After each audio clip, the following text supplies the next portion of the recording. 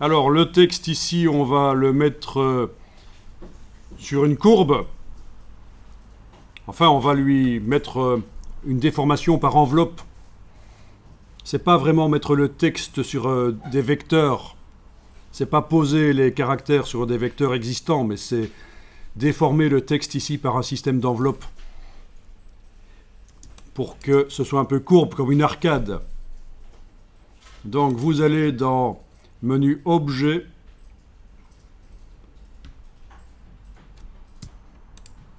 Objet, distorsion de l'enveloppe.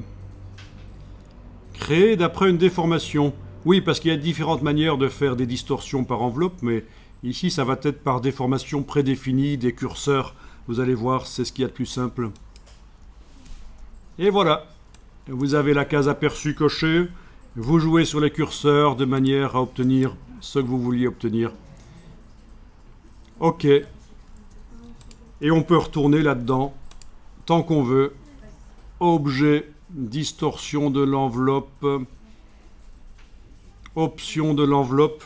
Oui, quand il y en a déjà une. C'est pas ça. C'est bien. Alors, comment est-ce qu'on fait pour distorsionner l'enveloppe? Ah oui, c'est sans doute... Oui, c'est ça. C'est bizarre, mais objet, distorsion de l'enveloppe, réinitialisé d'après la déformation. Ça doit le refaire, ça doit le faire. Objet, distorsion de l'enveloppe, réinitialisé d'après la déformation. Oui, c'est ça, c'est bizarre. Ça dit que ça réinitialise, mais en fait, ça redémarre du texte tel qu'il était déformé. Réinitialisé d'après la déformation, mais c'est bizarre. Oui, c'est bien là qu'il faut aller, hein, pour faire réapparaître les options de déformation. Menu Objet, distorsion de l'enveloppe, réinitialisée d'après la déformation. Alors, vous voyez, les logiciels sont tellement vastes et complexes et nombreux que c'est pas toujours évident de retrouver exactement les fonctions, mais c'est pas grave. On finit toujours par retrouver, puis après, s'il faut, on recherche un petit coup sur Google. L'essentiel en infographie, c'est tellement vaste, il y a tellement de fonctionnalités dans tous les logiciels, c'est déjà une première chose, c'est de savoir que les fonctions existent. Si vous ne savez pas qu'il est possible de faire un truc, vous avez moins de chances de le faire. Si vous savez que c'est possible de le faire, mais vous ne savez plus comment, vous allez trouver comment. Donc c'est ça qui est important aussi, c'est d'avoir un peu de mémoire et de savoir qu'il y a des choses qui existent pour... voilà. Il faut chercher un peu parfois.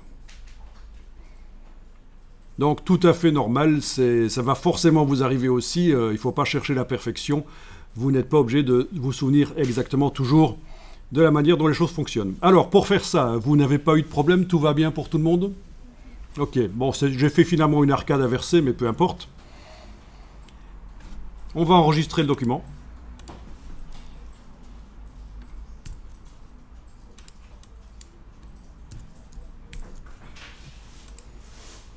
Ok. Alors bien sûr, le texte est toujours modifiable avec l'outil texte. Alors vous avez ici, est-ce que vous voyez la barre contrôle? Sinon, vous allez la faire apparaître. Si vous avez aucune information là au-dessus, sous la barre des menus, il faut aller dans le menu Fenêtre, Contrôle. Et là, vous devriez avoir, quand votre objet enveloppe est sélectionné, si on clique avec la flèche noire à côté, il n'est pas sélectionné, voilà ce qu'on a. Si on clique avec la flèche noire sur lui, il est sélectionné, on a autre chose. Donc c'est contextuel, cette barre contrôle.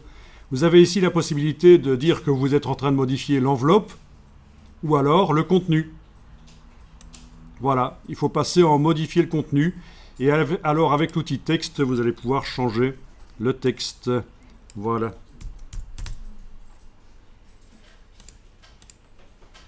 On a la même chose par la palette des calques. Oui, il y a toujours plein de manières de faire les choses. Si on regarde dans la palette des calques, l'objet ici, qu'on soit avec déformation de l'enveloppe ou déformation modification du contenu, peu importe, l'objet s'appelle enveloppe ici. Oui. Et je ne vais pas plus loin parce que je pensais qu'il allait quand même par la palette des calques me donner la possibilité de choisir si je veux modifier le texte ou l'enveloppe.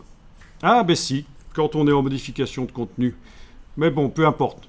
La palette des calques n'est pas vraiment utile ici. Donc, ce qu'on a vu, la palette contrôle, là, est vraiment intéressant. Ça vous permet de décider si vous modifiez l'enveloppe ou le contenu, c'est-à-dire le texte. On a la même chose si on va dans Objet, Distorsion de l'enveloppe, et qu'on demande Modifier le contenu. Ou alors Objet, Distorsion de l'enveloppe, Modifier l'enveloppe. Bon, il y a toujours 3-4 manières de faire les choses dans Illustrator. Ici, il y en avait deux. Il y en a deux.